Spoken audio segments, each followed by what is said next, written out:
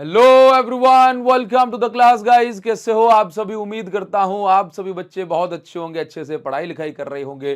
बच्चों, आज की इस वीडियो में मैं आपको ये बताने वाला हूं कि किस तरीके से आप अपने प्रैक्टिकल एग्जाम्स में 30 आउट ऑफ 30 मार्क्स स्कोर करेंगे और आप क्या पढ़ के जाएं ऐसा कि आप भाई अपने वाइवा में एकदम धुआं उड़ा दें और आप एग्जामिनर पे एक बहुत शानदार इंपैक्ट छोड़ें और वो कहे कि भाई सर, इस बच्चे को पूरे 30 मार्क्स देना। ठीक है, तो मैं आपको आज जो बताने वाला हूं, थोड़े से समय पहले भी अगर आप उसको पढ़ लोगे तो आप वही क्वेश्चन जो आपसे पूछने वाले हैं उसके आंसर आपको पहले से पता होंगे। ठीक है, तो देखिए मैं आपको बता दूं कि देखो बहुत सिंपल सी बात है। पहली चीज जिस पर आपको ज्यादा ध्यान देना है वो ये है कि यदि मैं आपसे कहता हूं कि फिजिक्स का पेपर 100 मार्क्स का है तो 100 मार्क्स में से आप लोग समझते हो कि 30 नंबर का जो है वो प्रैक्टिकल है।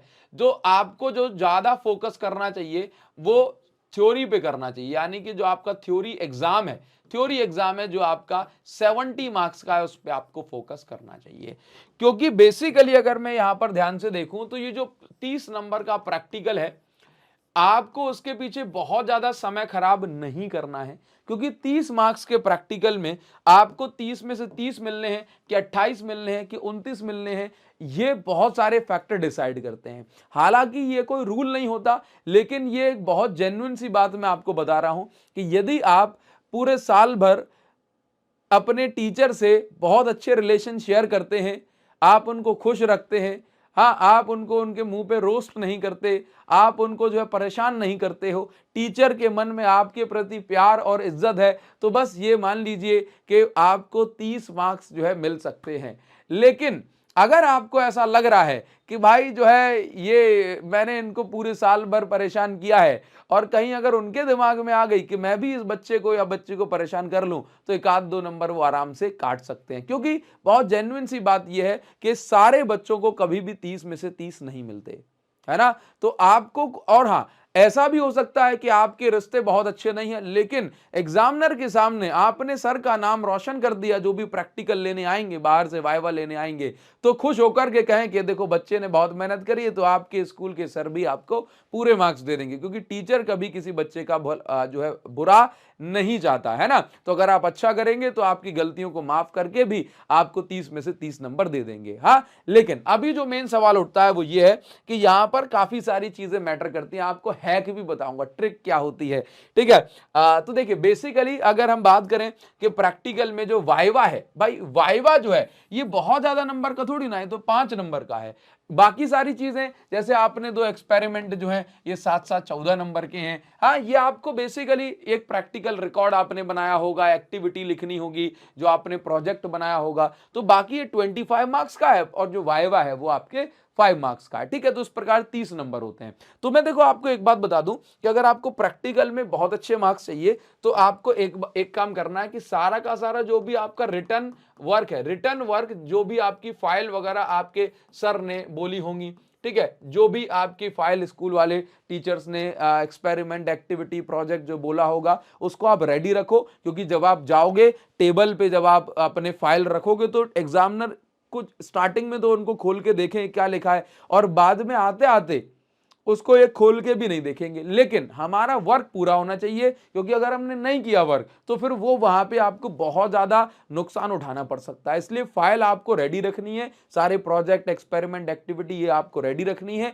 अब बात करेंगे वाइवा की कि वाइवा में क्या पूछा जाएगा। तो मैं आपको ये नहीं कहूंगा भाई ये पढ़ के चले जाओ, वो पढ़ के चले जाओ। पहले मैं आपको बताऊंगा जेन्युइन सवाल क्या होते हैं। सबसे पहली बात कि अगर आपका रोल नंबर स्टार्टिंग वाला है, आप ए से, मेरे तरह अगर आप बच्चे जिनका नाम ए से शुरू होता है, बी से, स्टार्टिंग अल्फाबेट्स में अगर आपका ग्रुप पहले पहुंच गया तो समझ लीजिए कि स्टार्टिंग में एग्जामिनर का मन होगा कि वो आपसे जो है ज्यादा क्वेश्चंस पूछेंगे, 5-5-6 क्वेश्चन पूछेंगे। स्टार्टिंग में नहीं बता पाओगे तो झाड़ेंगे भी खूब। लेकिन अगर आपका नाम थोड़े से बाद से है तो एक चीज जरूर करिएगा, जो भी पहला ग्रुप अंदर से बाहर निकल के आए उनसे एक बार पूछना जरूर कि भाई बता जल्दी से क्या पूछा है, बता बता क्या पूछा था। इसकी जरूर खबर रखें, क्योंकि कभी कभी क्या होता है कि भाई सेम क्वेश्चन सरफेस हो रहे होते हैं, एंड में है तो जितने भी ग्रुप अंदर जाएं उन सबसे पूछो कि बता बता क्या पूछा था, क्या पूछा था, है कि नहीं। अगर ऐसे बाहर से अंदर बुलाते हो तो ऐसे ध्यान रखना, ये बहुत काम की बात आपको बता रहा हूं। और किस टाइप के क्वेश्चन पूछे जाते हैं, तो एक बहुत छोटी साइकोलॉजी में आपको बता रहा हूं कि जैसे आप अपनी फाइल सामने रखेंगे तो आपसे पूछेंगे, आपके जो भी वाइवा लेने आएंगे टीचर, आपसे पूछेंगे ये बताओ आपने कौन सा एक्सपेरिमेंट किया था। ठीक है, आपने कह दिया कि सर मैंने तो गैल्वेनोमीटर का एक्सपेरिमेंट किया था, गैल्वेनोमीटर। तो आपसे पूछेंगे कि भाई आपने इसमें क्या परफॉर्म करा। ठीक, एक आध क्वेश्चन जो आपने एक्सपेरिमेंट किया था उसके रिगार्डिंग पूछ सकते हैं, और बाकी एक्सपेरिमेंट के रिगार्डिंग ज्यादा ना पूछते हुए अब जो आपने थ्योरी एक्सपेरिमेंट से रिलेटेड पढ़ी थी बस वो पूछना शुरू कर देंगे कि एक्सपेरिमेंट को अमीटर में कैसे कन्वर्ट करते हैं, एक्सपेरिमेंट को सॉरी मैं बोल रहा हूं गैल्वेनोमीटर को अमीटर में कैसे कन्वर्ट करते हैं, गैल्वेनोमीटर को वोल्ट मीटर में कैसे कन्वर्ट करते हैं, गैल्वेनोमीटर में शंट लगाने से उसकी रेंज पर क्या इफेक्ट पड़ता है। गैल्वेनोमीटर से रिलेटेड फिर वो क्वेश्चन पूछने लग जाएंगे कि भाई साहब इसके अंदर सॉफ्ट आयरन कोर का इस्तेमाल क्यों होता है, इसके अंदर रेडियल मैग्नेटिक पोल्स मतलब कॉनकेव मैग्नेटिक पोल्स क्यों इस्तेमाल होते हैं, है ना। अगर मैं नंबर ऑफ टर्न्स को बढ़ा दूंगा तो करंट सेंसिटिविटी को क्या होगा, वोल्टेज सेंसिटिविटी को क्या होगा। तो इस टाइप के जो क्वेश्चंस हैं, मतलब जो आपने गैल्वेनोमीटर कि अगर बोल दिया कि सर मैंने गैल्वेनोमीटर का एक्सपेरिमेंट परफॉर्म किया था तो इससे रिलेटेड थ्योरी पढ़ के जाना। आपने कह दिया कि सर मैं तो जो है सेल से रिलेटेड इंटरनल रेजिस्टेंस से रिलेटेड एक्सपेरिमेंट किया था, तो आप उस इंटरनल रेजिस्टेंस से रिलेटेड जितने भी जो टॉपिक है ना, चाहे आप मेरे वन शॉट से कर लो, उसमें से बस एकदम क्लियर हो जाएगा। ठीक है, आप उसको पढ़ के जाओ। आपने रेक्टिफायर पढ़ा था ना, तो वो आपसे पूछ लेंगे कि भाई रेक्टिफायर आपने पढ़ा था, इसके रिलेटेड एक्सपेरिमेंट किया, तो बताओ जरा ये इसके टाइप क्या है, सेंटर टेप ट्रांसफॉर्मर क्या होता है। अब रेक्टिफायर में इनपुट और आउटपुट की फ्रीक्वेंसी चेंज होती है कि नहीं होती, है ना। जो हाफ वेव रेक्टिफायर है उसके लॉसेस क्या क्या है ना। इस टाइप के जो क्वेश्चन है वो आपसे पूछ सकते हैं। हाँ, तो आपसे सवाल जेन्युइन क्या होगा वाइवा के अंदर, आपसे वो सवाल होगा कि आप गए, आपने फाइल सामने रखी, आपसे पूछा कि बताइए आपने कौन से एक्सपेरिमेंट करे थे। आप ऐसा एक्सपेरिमेंट बोलना जिसके बारे में आपको थ्योरी पता हो, तो आप बोलना कि सर मैंने ये किया था, और उसके बारे में से पहले से पढ़ के ले जाओ थ्योरी थ्योरी, उसमें ना डेरिवेशन करना, न्यूमेरिकल करना, बस आराम से काम हो जाएगा। जो सवाल ना आ पाए प्यार से सॉरी बोल दो, ऐसा नहीं कि ही दांत दिखा रहे हैं, तो वो दांत यहां पे आपने दांत दिखाए, वहां पे उन्होंने नंबर काटे कि भाई 5 में से एक ही नंबर देना है इसको। समझे कि नहीं समझे। तो बस आपको एक तो बढ़िया वेल मैनर्ड होके जाना है, ऐसा नहीं कि 2 बटन ऊपर ही खोल दिए, बोला जो है बदमाशी का एरा चल रहा है, हाँ तो बदमाशी वहां बदमाशी करी तो आपकी यहां बदमाशी निकली।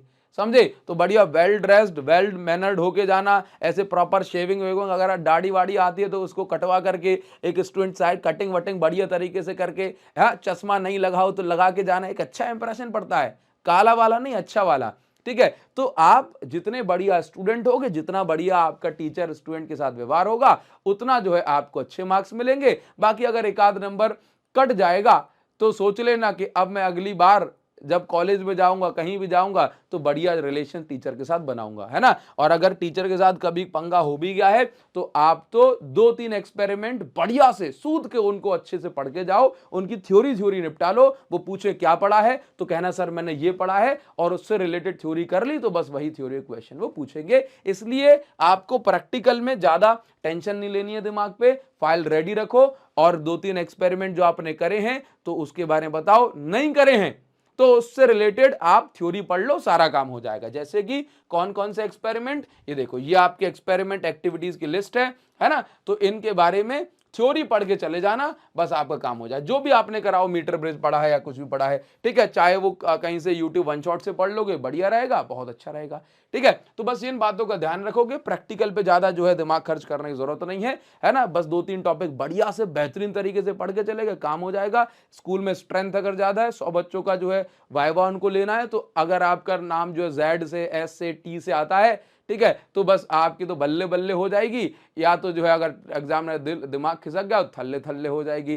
ठीक है, लेकिन टेंशन नहीं लेनी है आपको। अगर एंड में आता है तो एग्जामिनर वैसे ही एग्जॉस्टेड हो जाता है, बोला सारे की सारे निकम्मे है कि नहीं, तो इनको तो जो है ऐसे एवरेज मार्किंग कह देंगे, सर से दे देना अपने हिसाब से। हम तो बहुत अच्छा फाइनल एग्जाम में परफॉर्म करना चाहते हैं, फाइनल एग्जाम को टारगेट जो है रखते हुए, तो आप हमारा जो एडुकार्ड का सैंपल पेपर है, इससे क्वेश्चंस प्रैक्टिस कर सकते हैं। और इसके अंदर जो क्वेश्चंस आपको दिए गए मोस्ट इंपॉर्टेंट क्वेश्चंस हैं, आप प्रैक्टिकल तो बीच वाला एक पोर्शन है, हमारा जो मेन टारगेट है वो थ्योरी एग्जाम है जो कि 21 फेब को हो रहा है। तो उसके लिए आप हमारा जो एडुकार्ड का सैंपल पेपर है इसको प्रैक्टिस करना शुरू कर दो। मोस्ट इंपॉर्टेंट क्वेश्चंस इसके अंदर दिए गए हैं, लिंक इस वीडियो के डिस्क्रिप्शन में आपको दी गई है और यहां से आप ऑर्डर करोगे 2-4 दिन आपके घर तक पहुंचने में लग जाएंगे और उसके बाद आप इसको प्रैक्टिस करना स्टार्ट कर दो। ठीक है बच्चों, तो बस मैं आपसे यही कहूंगा कि प्रैक्टिकल में ज्यादा परेशान ना होते हुए थ्योरी को ध्यान रखो और इसके लिए आप हमारा जो एडुकार्ड का सैंपल पेपर भी ये भी ऑर्डर करो और प्रैक्टिस आप कर सकते हैं। लिंक इस वीडियो के डिस्क्रिप्शन में आपको